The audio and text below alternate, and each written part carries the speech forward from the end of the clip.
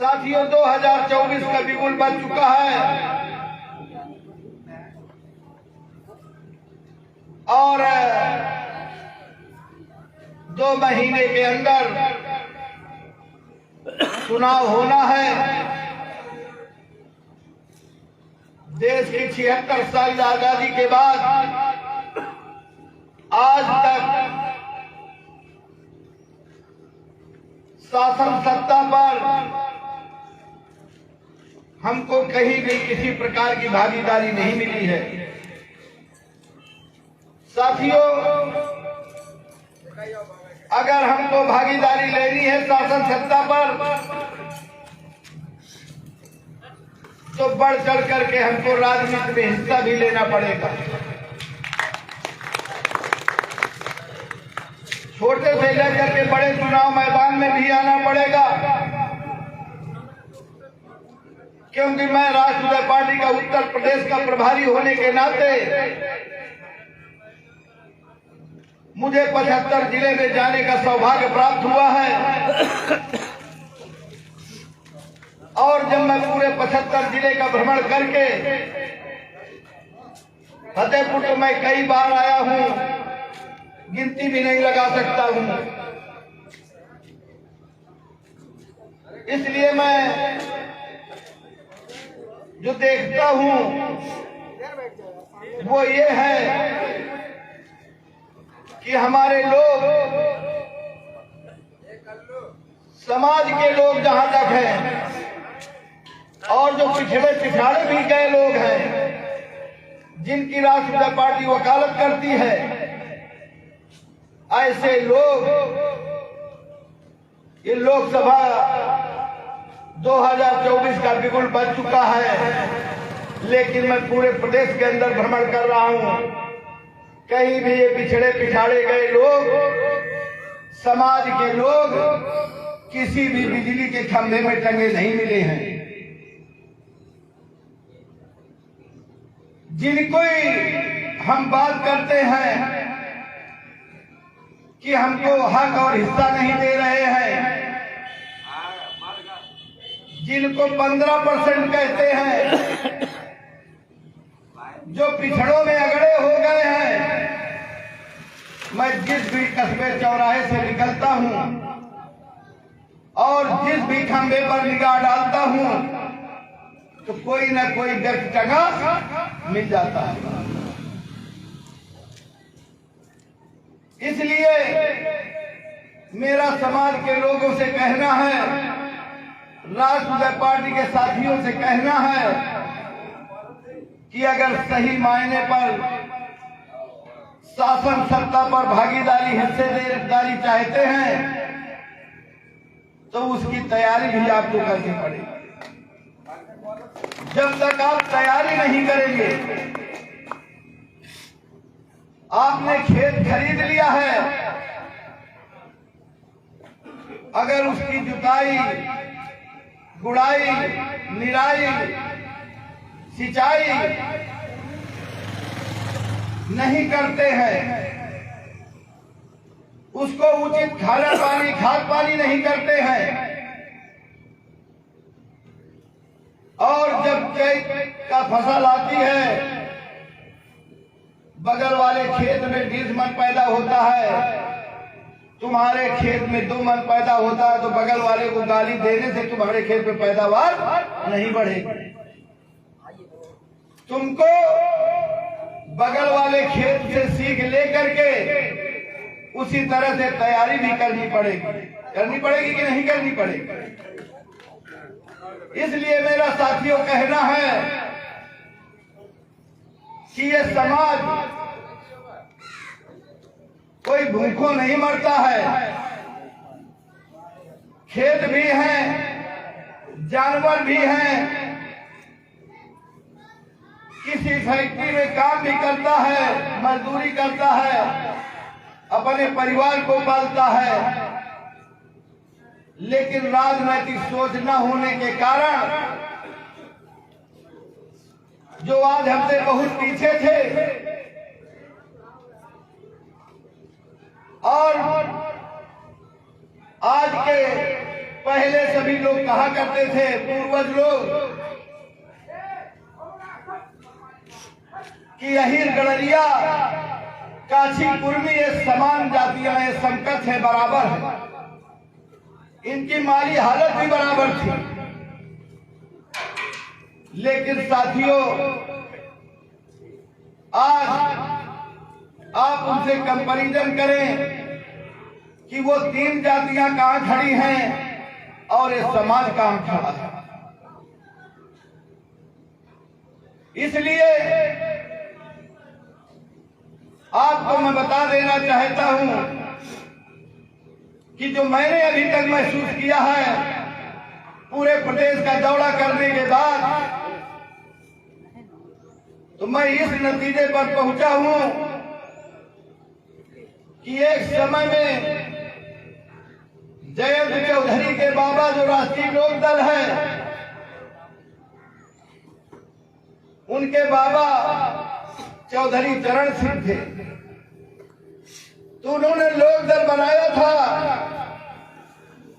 और उत्तर प्रदेश के अंदर विधानसभा का चुनाव होना था। तो दिल्ली में यूपी भवन जो बना है, उसमें बैठ करके उत्तर प्रदेश के विधानसभा के टिकट का बंटवारा कर रहे थे, प्रत्याशी घोषित कर रहे थे। तो साथियों, हमारे समाज के करीब 5 लोग पूरे उत्तर प्रदेश से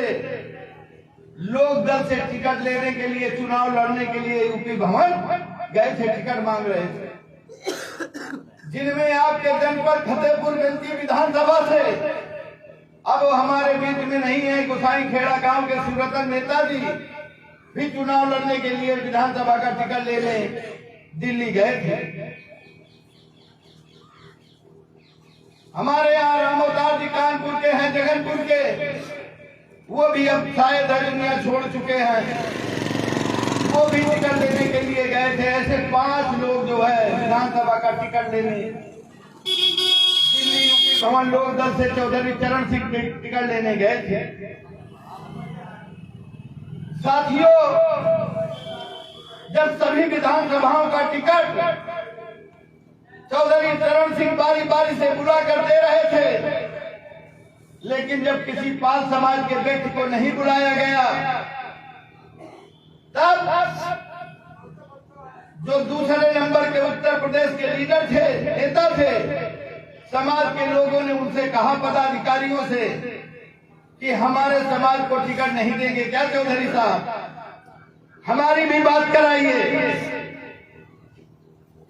तब उत्तर प्रदेश के लोक दल के नेता, पाल समाज के जो टिकटार्थी से 5 लोग, उनको लेकर के चौधरी चरण सिंह के पास गए और जब उन्होंने उनसे बात की, तो साथियों बड़े दुख के साथ कहना पड़ रहा है, तो उन्होंने क्या कहा था कि ये मरी हुई कौम है, ये जो पाल समाज है ये मरी हुई कौम है, ये गांव सभा का मेंबर का चुनाव नहीं लड़ सकती, हम इनको विधानसभा का चुनाव का टिकट कैसे दे सकते। हमारे लोग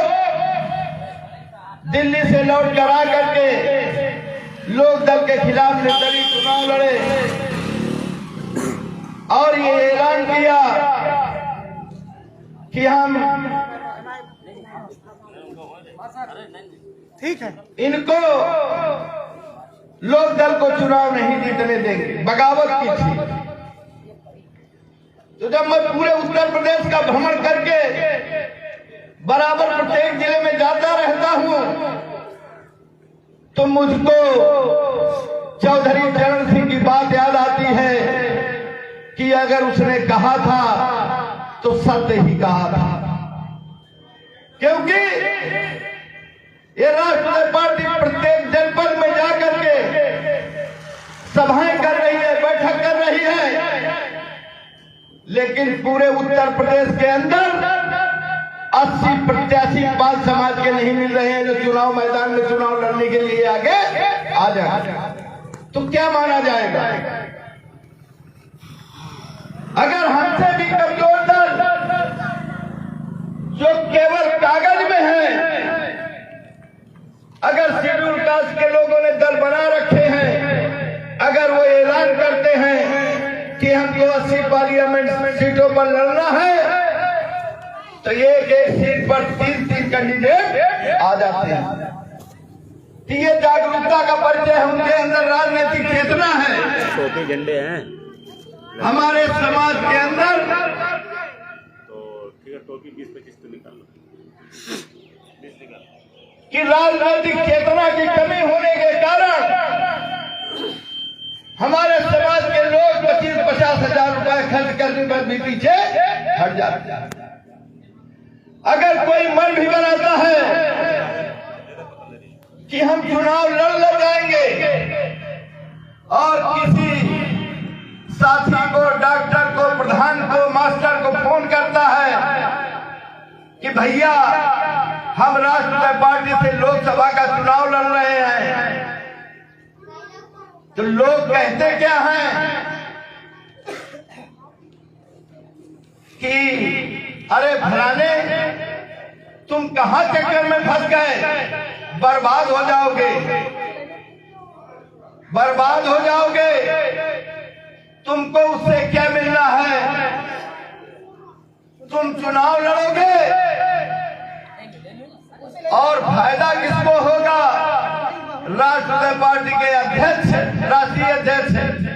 परम सम्मानित आदरणीय बाबूराम पाल जी का होगा। तब हमारे प्रत्याशी साथी ने उनसे कहा कि आप समाजवादी पार्टी में काम करते हैं, वोट देते हैं और दिलवाते हैं, कि ये बताओ कि तुम्हारे दौड़ने से, धूपने से, अगर मेरे लड़ने से, वोट इकट्ठा करने से बाबूराम पाल का फायदा होगा, राष्ट्रीय पार्टी के राष्ट्रीय अध्यक्ष का होगा, तो अगर समाजवादी पार्टी को वोट दिलवाते हैं, उसके लिए लड़ते हैं, तो फायदा किसका होगा? ये जानना चाहता हूं। तब वो प्रधान, वो मास्टर, वो डॉक्टर चुप हो जाता है। इसका क्या जवाब है? अगर तुम्हारे वोट से तुम्हारी ये भावना बनी रही कि राष्ट्रीय पार्टी के राष्ट्रीय अध्यक्ष का फायदा होगा, तो जिसको वोट देते चले आए हो और जिसको वोट देने की बात करते हो, वकालत करते हो, तो तुम्हारे वोट से उसका फायदा होगा, तो इससे क्या माना जाएगा कि किसी दुनिया का फायदा हो जाए, किसी व्यक्ति का फायदा हो जाए, लेकिन अगर पाल समाज का कोई व्यक्ति राष्ट्रीय अध्यक्ष बनकर चुनाव लड़ता है, पार्टी चलाता है, तो वह हमारे वोट से उसका फायदा न होने पाए, तो राष्ट्रीय पार्टी कभी नहीं चल पाए। इसलिए साथियों, आप लोगों को अपना विचार बदलना होगा। राजनीतिक चेतना गांव-गांव, घर-घर जाकर के जगानी पड़ेगी।